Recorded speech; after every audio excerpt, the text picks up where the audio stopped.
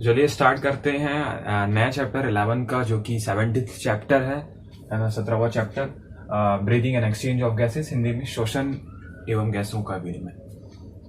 तो हमने digestive system में, ह्यूमन डाइजेस्टिव सिस्टम में हमने पढ़ा कि जो फूड्स हैं, फूड से स्मॉल इंटेस्टाइन में, स्मॉल इंटेस्टाइन में ग्लूकोज ब्लड में जाता है ना, और ब्लड से वो सेल्स में जाता है। सेल ग्लूकोज से एनर्जी प्रोड्यूस करते हैं, ठीक है। तो वो ग्लूकोज के ब्रेकडाउन से एनर्जी प्रोड्यूस करते हैं, वो एनर्जी को स्टोर करते हैं in the form of ATP, adenosine triphosphate, है ना।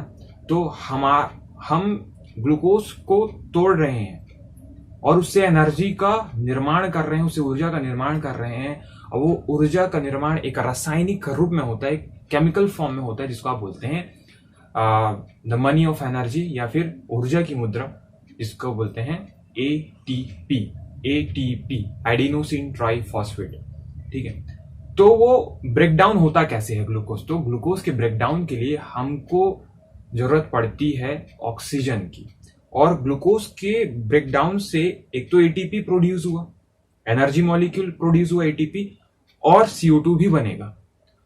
वो CO2 हमारे बॉडी के लिए हार्मफुल है, हमारे सेल्स के लिए हार्मफुल है, क्योंकि CO2 अगर स्टोर हुआ हमारे सेल्स में तो सेल्स की इफिशियंसी कम हो जाती है। तो उस CO2 को बाहर निकालने के लिए और निरंतर ऑक्सीजन की उपलब्धता हमारे सेल्स में बनाए रखने के, क्योंकि हमको एनर्जी प्रोड्यूस करना है, एनर्जी मॉलिक्यूल प्रोड्यूस करना है, एटीपी, तो उसके लिए एक सिस्टम है हमारे बॉडी में, जिसको आप ह्यूमन रेस्पिरेटरी सिस्टम बोलेंगे, ठीक है ना। और सेल तक, है ना, एटमॉस्फेयर से सेल तक जो गैसों का जो एक्सचेंज होगा ना, गैसियस जो एक्सचेंज होगा, उसी को आप ब्रीदिंग बोलेंगे, ठीक है। तो दो चीज है, एक तो ब्रीदिंग और एक रेस्पायरेशन, ठीक है।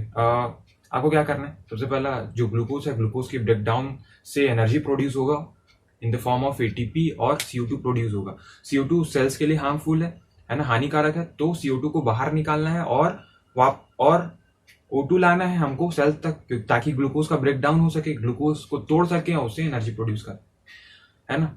तो गैसियस एक्सचेंज की जरूरत पड़ती है, और इसी गैसियस एक्सचेंज को आप ब्रीदिंग बोलेंगे, ठीक है। तो मैं पहला चीज जिसको बोल रहा था कि ब्रीदिंग,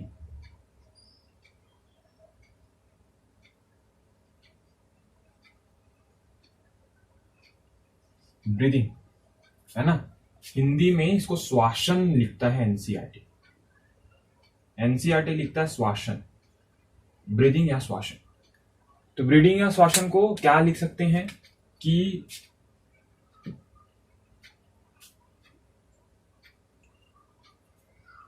आप देखिए, सबसे पहला कि एटमॉस्फेयर से लंग्स में आता है एयर, है ना, और लंग्स से एल्वियोलाई, और एल्वियोलाई से ब्लड, एंड ब्लड से सेल्स। तो वहां तक जो जो शामिल होंगे, जो जो प्रक्रिया होगी, वो सब ब्रीदिंग होगा, ठीक है।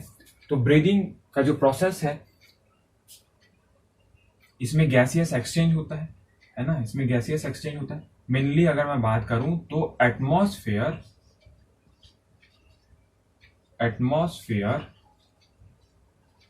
और लंग्स, एटमॉस्फेयर और लंग्स के बीच गैसों का विनिमय, है ना, हिंदी विनिमय बोलते हैं और इंग्लिश में एक्सचेंज।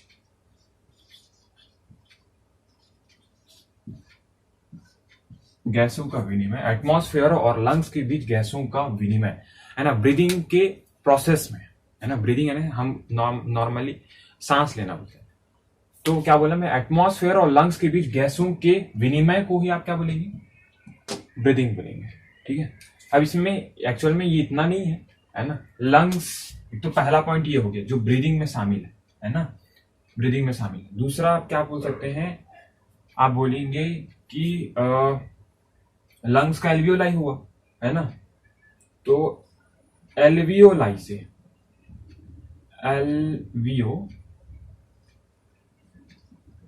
एल्वियोलाई से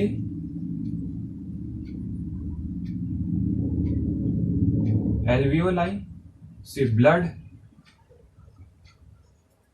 और ब्लड से सेल और ब्लड से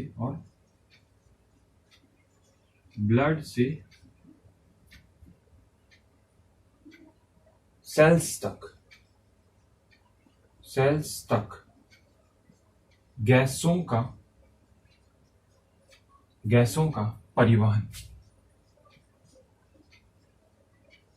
परिवहन या विनिमय बोलना चाहिए क्या? गैसों का विनिमय। मैं आपको इसलिए बता रहा हूँ, तो एनसीईआरटी में इतना बड़ा नहीं लिखता, वो नॉर्मली डिस्क्राइब करता है, लेकिन पढ़ना जरूरी है। ठीक है, तो एल्वियोलाई से ब्लड और ब्लड से सेल्स तक गैसों का विनिमय। गैसों के विनिमय में कौन कौन आएगा, है ना? एक्सचेंज ऑफ गैसेस में O2 और CO2, है ना? यहाँ पर स्लाइड पढ़ रहा होगा, मेरे को पता है। O2 और CO2, है ना? O2 और CO2, इसको बंद कर दें क्या? इसको बंद कर देते हैं, ठीक है। तो O2 और CO2 शामिल होंगे गैसियस एक्सचेंज में। तो ब्रीदिंग क्या है कि ब्रीदिंग है एक्चुअल में एक्सचेंज ऑफ गैसेस को ही आप ब्रीदिंग बोलेंगे, एक्सचेंज ऑफ गैसेस। और इसमें शामिल कौन कौन होंगे? एक तो पहला एटमॉस्फेयर से लंग्स के बीच गैसों का जो विनिमय होगा वो भी ब्रीदिंग है। इसमें दो प्रक्रिया है ना ब्रीदिंग में। पहला क्या कि एटमॉस्फेयर से लंग्स के बीच गैसों का विनिमय, और दूसरा कि एल्वियोलाई से ब्लड और ब्लड से सेल्स के बीच तक गैसों का जो विनिमय है, गैसों का जो परिवहन है ना, उनका जो एक्सचेंज है, इन सब को आप ब्रीदिंग में रखेंगे। तो रेस्पिरेशन क्या है, श्वसन क्या है? तो रेस्पिरेशन को आप क्या डिफाइन करेंगे, मैं आपको बताता हूं।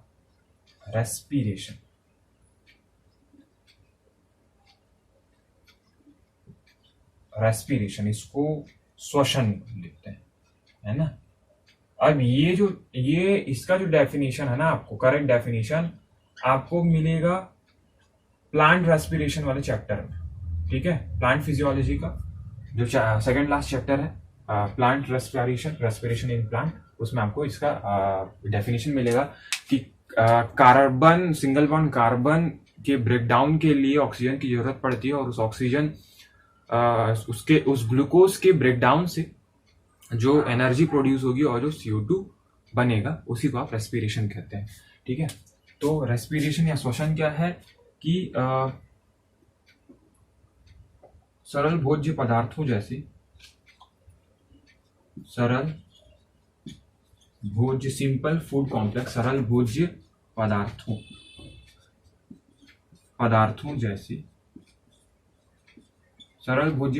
जैसे क्या बोलना चाहिए, जैसे ग्लूकोज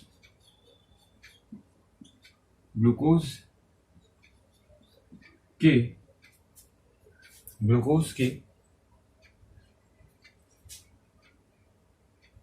क्या बोलना चाहिए,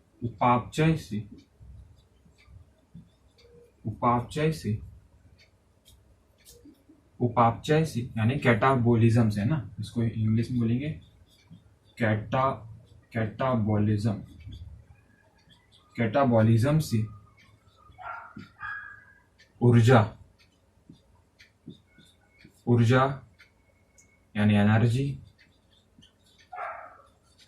एनर्जी किस फॉर्म में होता है? एनर्जी ATP के सरल भोज्य पदार्थों जैसे ग्लूकोज के उपापचय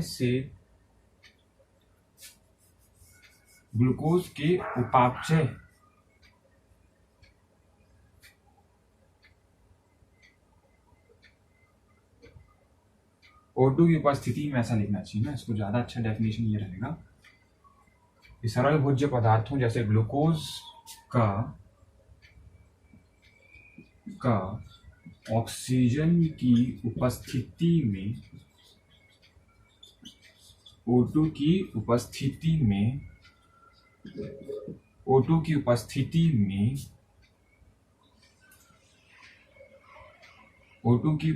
में उपापचय उपापचय यानी कैटाबॉलिज्म, कैटाबॉलिज्म से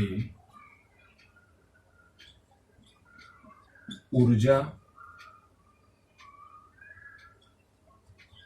उत्पन्न in the form of ATP, है ना, एटीपी के रूप में ऊर्जा उत्पन्न करने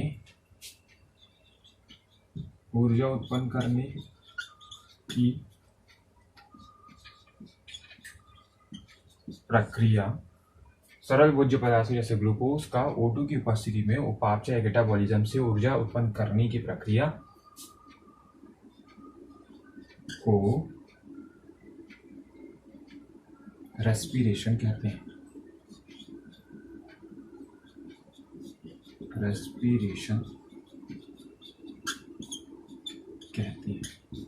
रेस्पिरेशन कहते हैं, है ना।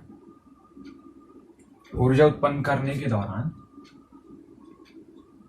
ऊर्जा अणु यानी श्वसन, ऐसे लिखते हैं, श्वसन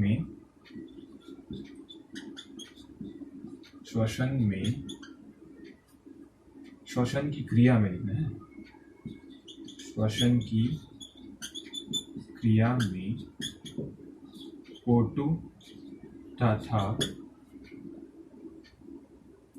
CO2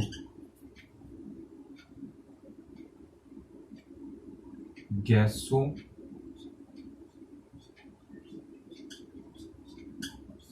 का विनिमय होता है।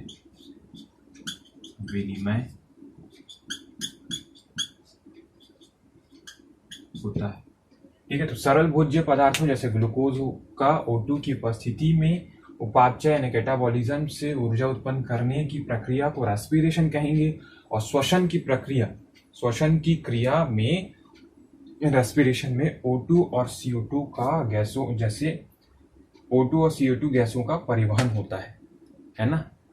कौन कौन? लंग्स होंगे, ब्लड होगा, ब्लड से सेल्स, है ना। तो वो क्या है, वो रेस्पिरेटरी मतलब एक्सचेंज ऑफ गैसेस में शामिल होने वाले ऑर्गन्स है। ठीक है, तो सरल भोज्य पदार्थों के ऑक्सीकरण से ऊर्जा उत्पन्न करने की जो शक्ति है उसको आप क्या बोलेंगे? उसका बोलेंगे श्वसन बोलेंगे, है ना। और ब्रीदिंग क्या होगा? ब्रीदिंग क्या है? मेनली ब्रीदिंग है। ब्रीदिंग जो है वो है श्वासन, जिसको बोलते हैं एक्सचेंज ऑफ गैसेस, गैसों का विनिमय होना, गैसों का एक्सचेंज होना।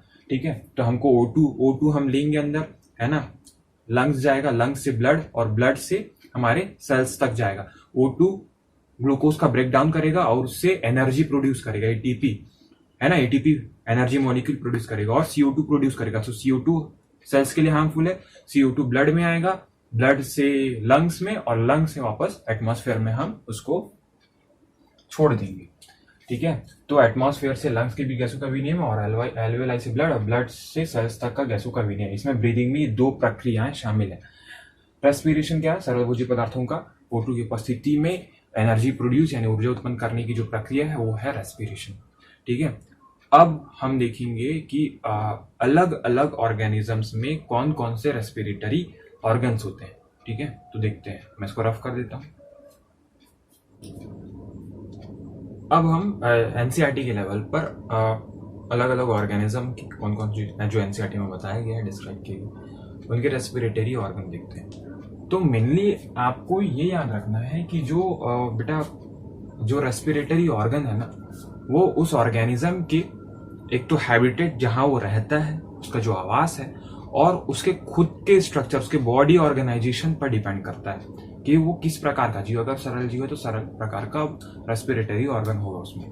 ठीक है ना, जिसको आप सेलुलर रेस्पिरेशन बोलते हैं। तो वो उसके हैबिटेट और उसके बॉडी ऑर्गेनाइजेशन पर डिपेंड करता है।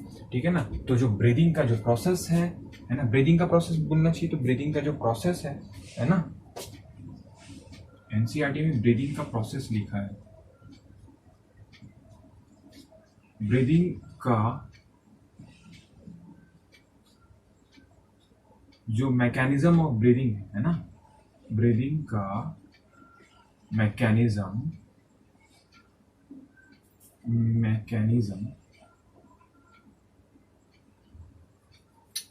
क्या लिखा हुआ है आगे, मैकेनिज्म ब्रीदिंग का मैकेनिज्म है ना, ब्रीदिंग का मैकेनिज्म अलग अलग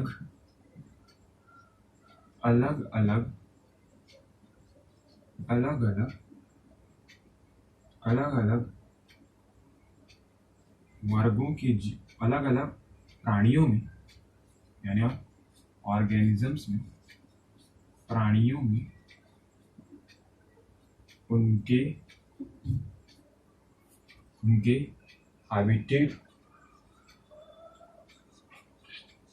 हैबिटेट यानी आवास और जहां वो रहते हैं, और बॉडी ऑर्गेनाइजेशन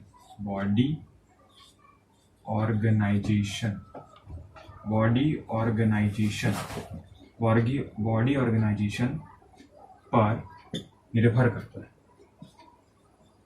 बॉडी ऑर्गेनाइजेशन पर निर्भर करता है, बॉडी ऑर्गेनाइजेशन पर डिपेंड करता है। ठीक है, तो जो रेस्पिरेटरी ऑर्गन है और ब्रीदिंग का जो मैकेनिज्म है वो अलग अलग प्राणियों के उनके हैबिटेट और बॉडी ऑर्गेनाइजेशन पर निर्भर करता है कि उनका किस प्रकार का हैबिटेट है और वो उनका बॉडी ऑर्गेनाइजेशन किस प्रकार का है।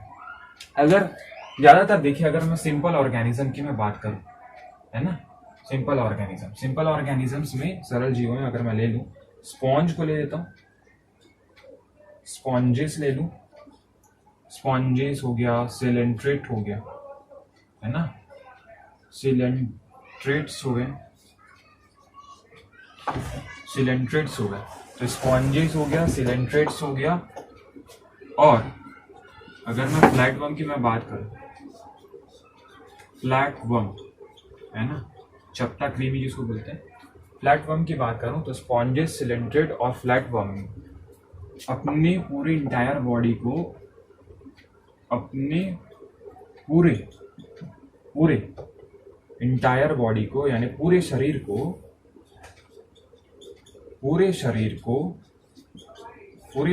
का उपयोग करते हैं, पूरे शरीर का उपयोग करते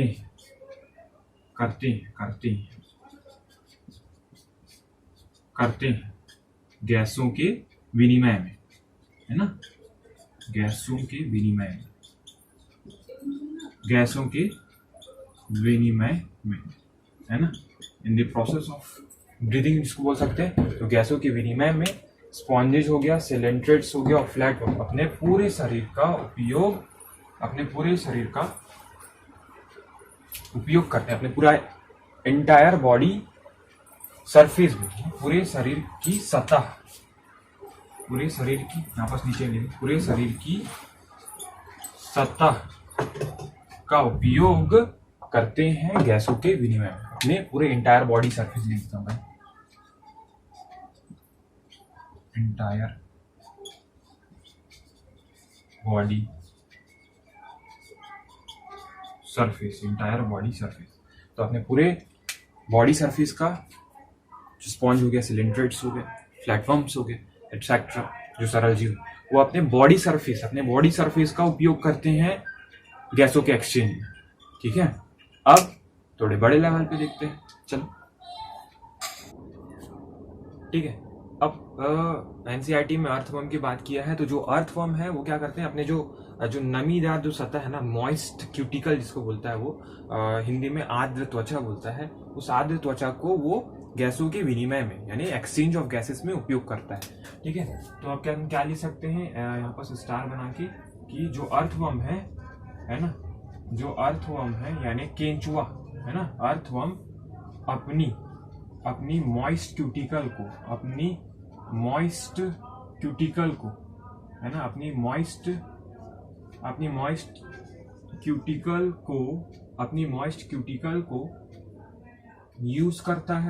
क्यूटिकल को यूज करता है, गैसों के विनिमय में, है ना, एक्सचेंज ऑफ, यूज करता है गैसों के एक्सचेंज में, है ना, गैसों के विनिमय में, गैसों के विनिमय में, एक्सचेंज ऑफ गैसेस में क्या करता है, अर्थवा अपने मॉइस्ट क्यूटिकल यानी अपनी आर्द्र जो त्वचा है, जो नमी, जो चिपचिपा, के बाद जो कीड़े हैं, जो इंसेक्ट्स हैं, वो उनमें एक नेटवर्क ऑफ ट्यूब, जो ट्यूब्स का जाल पाया जाता है, नेटवर्क ऑफ ट्यूब पाए जाते हैं, जिसके थ्रू वो क्या करता है, एक्सचेंज करता है, एटमॉस्फेयर के जो एयर है उसको अपने बॉडी के अंदर लेता है। ठीक है, तो इंसेक्ट्स में, इंसेक्ट्स यानी कीट में बोल सकते हैं, इंसेक्ट्स यानी कीट, कीड़े जिसको बोलते हैं। इंसेक्ट्स में नेटवर्क ऑफ ट्यूब्स पाया जाता है, नेटवर्क ऑफ ट्यूब्स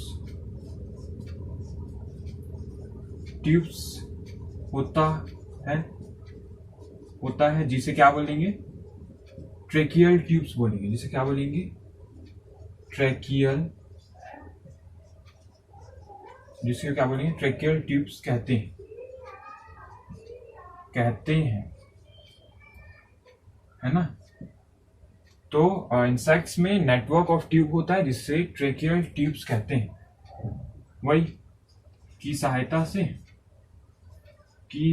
से गैसों का विनिमय करते हैं, है ना, यानी गैसों का एक्सचेंज करेंगे, गैसों का विनिमय करते हैं, विनिमय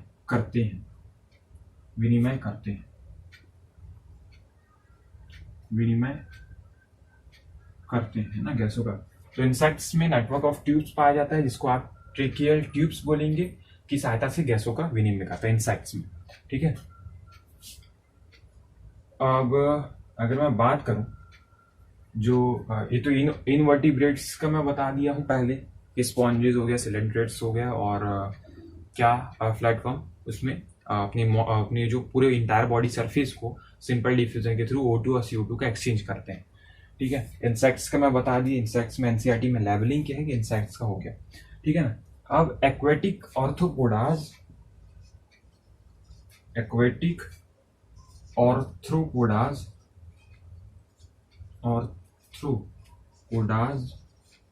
और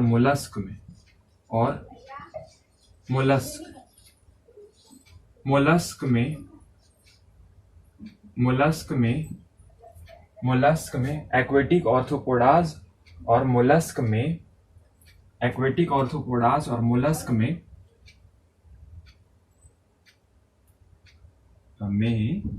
क्या बोलना चाहिए, में वैस्कुलराइज्ड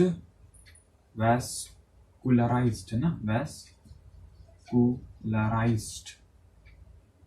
वैस्कुलराइज्ड स्ट्रक्चर होता है, संवहनीय संरचना होती है,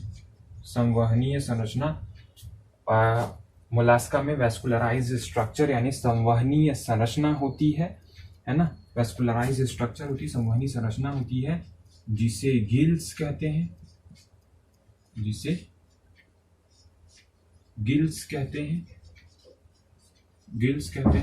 की सहायता से रेस्पिरेशन करते हैं, है ना, की सहायता से गिल्स कहते हैं, की सहायता से गैसों का विनिमय होता है। उसको आपको पता है, उसमें हर चीज को नहीं लिख रहा हूं।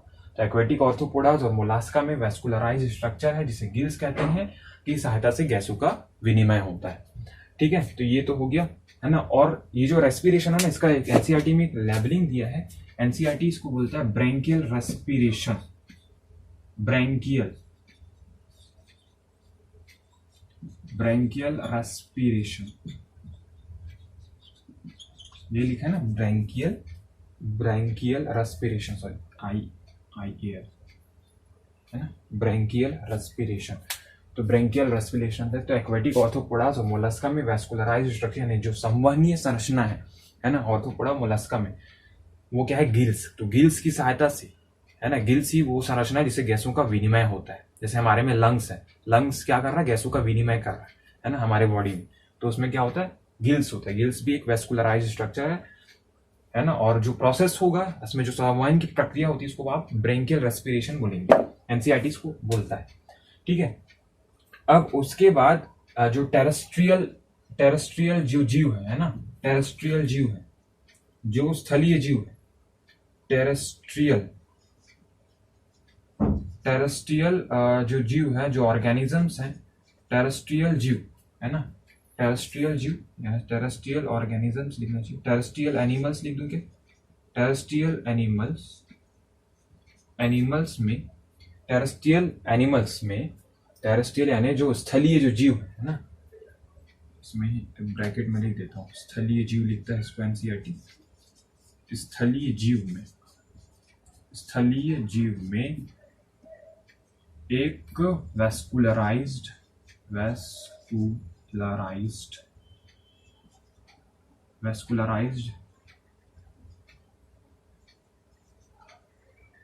स्ट्रक्चर होती है, वो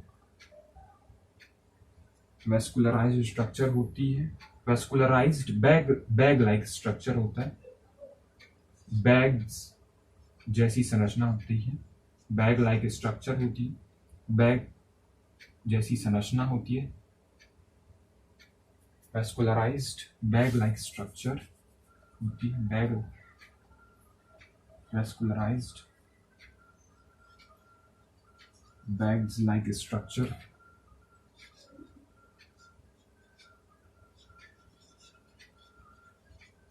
बैग लाइक स्ट्रक्चर होती है, जिसे लंग्स कहते हैं, जिसे क्या कहते हैं, जिसे लंग्स कहेंगे, लंग्स यानी फेफड़ा, लंग्स कहते हैं, की सहायता से गैसों का विनिमय होता है। ठीक है, तो जो टेरेस्ट्रियल एनिमल्स हैं उनमें वैस्कुलराइज्ड बैग लाइक स्ट्रक्चर है, जिसको आप क्या बोलेंगे, लंग्स। तो लंग्स की सहायता से क्या करते हैं, गैसों का विनिमय करेंगे। अब हम भी गैसों का विनिमय करके लंग्स की सहायता से, है ना, एक्सचेंज ऑफ गैसेस, हमने O2 लिया, हमने लिया तो पूरा एयर है ना, फिर वो लंग्स में जाएगा, लंग्स के एल्वेलाई में ब्लड O2, CO2 और कार्बन मोनोऑक्साइड को बांध सकते हैं, ये बात हम पढ़ेंगे बाद में। तो उसने O2 को क्या किया, बांधा ब्लड ने, है ना, अपने में लिया, एब्जॉर्ब किया, ठीक है, अपने सरफेस पर बांध कर रखा, उसको कहाँ तक ले गया, सेल्स तक, है ना, सेल्स में क्या हुआ, एनर्जी प्रोड्यूस हुआ और CO2 प्रोड्यूस हुआ, CO2 को बाहर फिर से लाया गया ब्लड और लंग्स के थ्रू। ठीक है, तो हमारे टेरेस्ट्रियल जो हम भी जो ह्यूमंस हैं उनमें भी टेरेस्ट्रियल जो ऑर्गन्स है वो है लंग्स है ना। जो मेढक है बेटा, एनसीईआरटी ये बात करता है कि जो मेढक है, जो फ्रॉग है, वो अपनी मॉइस्ट क्यूटिकल को भी जो अपनी नमी जो त्वचा है ना, उसको भी वो सिंपल डिफ्यूजन के थ्रू ब्रीदिंग में यूज कर सकता है। ठीक है, तो मैं लिख रहा नहीं हूं, लेकिन एनसीईआरटी में ये चीज लिखा है। ठीक है, दूसरा कि रेप्टाइल्स जैसे एम्फीबियंस हो गए, है ना। अब फीसेस में बात कर लेता हूं, मैं थोड़ा बता देता हूं एक बार, एनसीईआरटी में भी दिया है कि फीसेस में आपको गिल्स मिलेगा, रेस्पिरेटरी स्ट्रक्चर, फीसेस में गिल्स मिलेगा, है ना। और एम्फीबियंस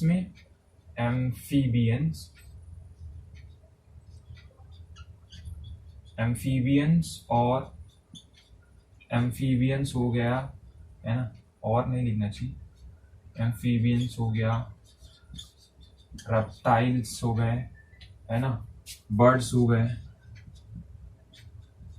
बर्ड्स और ह्यूमन में सीधी सी बात, ह्यूमन के लिए क्या होगा, रेस्पिरेटरी ऑर्गन क्या है, लंग्स है। रेस्पिरेटरी नहीं है वो, एक्चुअल में गैसियस एक्सचेंज का रेस्पिरेटरी ऑर्गन तो सेल में है, माइटोकॉन्ड्रिया, है ना। तो क्या रेस्पिरेटरी जो ऑर्गन है वो लंग्स है, एनसीईआरटी इसको लिखता है। ठीक है, तो इसके द्वारा हम रेस्पिरेशन करते हैं। तो फीसेस गिल्स के द्वारा, और एम्फीबियंस, रेप्टाइल, बर्ड और ह्यूमन बींग्स जो है वो लंग्स का उपयोग करते हैं इसमें रेस्पिरेशन में। ठीक है, तो देखो ये बहुत सारा हो गया, है ना। एनसीईआरटी में ये पहला पैराग्राफ, मतलब पहले पेज में आपको दिया होगा। ठीक है, हिंदी एनसीईआरटी शायद दूसरे पेज में भी जाता है, इंग्लिश एनसीईआरटी में एक पेज में दिया होगा। आपको क्या करना है, इस एक पेज में परफेक्शन लाना है। फिर इसके बाद हम बात करेंगे ह्यूमन रेस्पिरेटरी सिस्टम की। ठीक है, और कंसेप्ट बना के पढ़ना है बेटा, है ना, क्योंकि जो क्वेश्चन का जो फॉर्म आप देख चुके हो, स्टेटमेंट बन के क्वेश्चन आएगा, आपको एक एक चीज लिख लिख के पढ़ना है, लिख लिख के पढ़ो, है ना। लिख लिख के पढ़ोगे तो क्या होगा, आपको ये पता रहेगा कि कहां पास कौन सा लैंग्वेज आ रहा है। स्टेटमेंट क्वेश्चन की यही खासियत होता है कि वो एक लैंग्वेज को उल्टा सीधा करता है और क्वेश्चन बनाता है। ठीक है, तो आप एनसीईआरटी लाइन बाय लाइन पढ़िए। ठीक है, तो मिलते हैं नेक्स्ट लेक्चर में। ह्यूमन रेस्पिरेटरी सिस्टम की बात करूंगा मैं। ठीक है, तो इतने में परफेक्शन ला। ठीक है, बाय बाय।